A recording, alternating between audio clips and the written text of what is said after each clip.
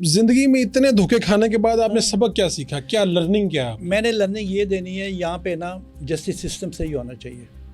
ایک جو پولیس نے سپاہی نے وردی پہنی ہے نا, وہ ہمارے ملک کی وردی ہے, اس کی عزت ہونی چاہیے. جو آرمی کا سپاہی ہے نا, اس کی وردی کی عزت ہونی چاہیے.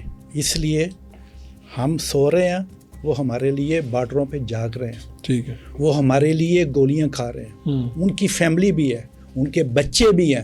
ان لوگوں کی عزت ہونی چاہیے. پولیس ہر ملک میں وہاں پہ عدالتوں کی عزت ہے, پولیس کی عزت ہے, آرمی کی عزت ہے. ہمارے پاکستان میں ایسے چکر کیوں نہیں ہے؟ ہمارے پاکستان میں اوپر سے کیوں فون آتے ہیں؟ یہ سسٹم چینج ہونا چاہیے. بھٹی صاحب, یہ باتیں تو عام آدمی روز کرتا ہے, جو ہاسپٹل جاتا ہے, جو عدالت جاتا ہے. یہ پاکستان کی جو ورسٹ سچویشن جہاں بنتی ہیں, پاکستان کے سرکاری ہاسپٹل ہیں, پاکستان کی عدالتیں ہیں, پاکستان کے تھانے ہیں, کچہری ہے. ٹھیک ہو گیا. عام آدمی تو یہ چیخ رہا ہے, اور بڑی عرصے سے 70 سال سے چیخ رہا ہے, مارا گیا بیچارہ.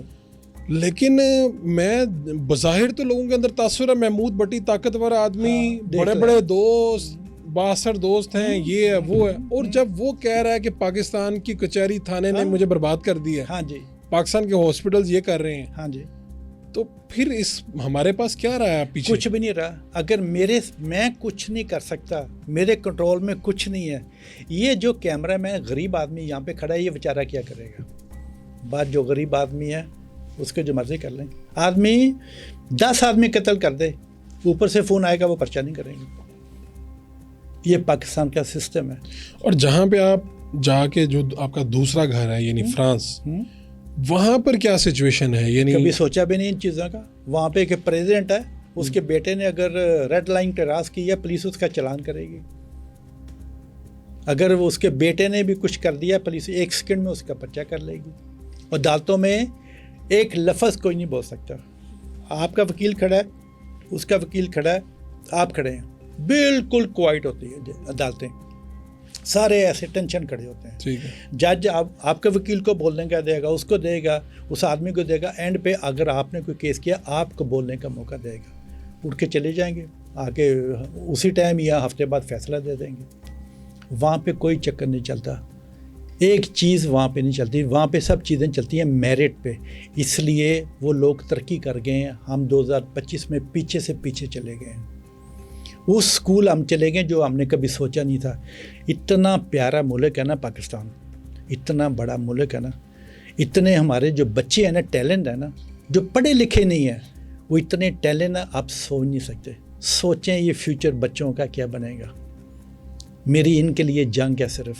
یہ فیوچر بچے جو ہیں نا ہمارے, ان کے لیے سوچیں. ہمارے جوان کبھی خیال نہیں آتا کہ یار یہ ٹھیک ہے, اللہ نے مجھے بہت کچھ دیا ہوا ہے, یہ فلانی چیز ہے, فلانی چیز ہے, یہ سب چھوڑ کے میں آرام سے جا کے پیرس بیٹھ جاتا ہوں, آرام سے اپنی زندگی گزارتا ہوں. بالکل. میرے کتنے بھائی دوست ہیں نا, بڑے ویل نون دوست ہیں, رشیا میں, لندن میں, امریکہ میں, کینیڈا میں, نارویج میں, ادھر. وہ ہر آدمی جو ویل نون ہے نا, وہ پاکستان نہیں آتے. جو پاکستانی نہیں آتے ان کی بات کر رہے ہیں؟ ہاں جی, پاکستانی نہیں آتے. بڑے رچ فیملی ہے, ویل نون ہے, وہ پاکستان نہیں آتے, ڈرتے مارے.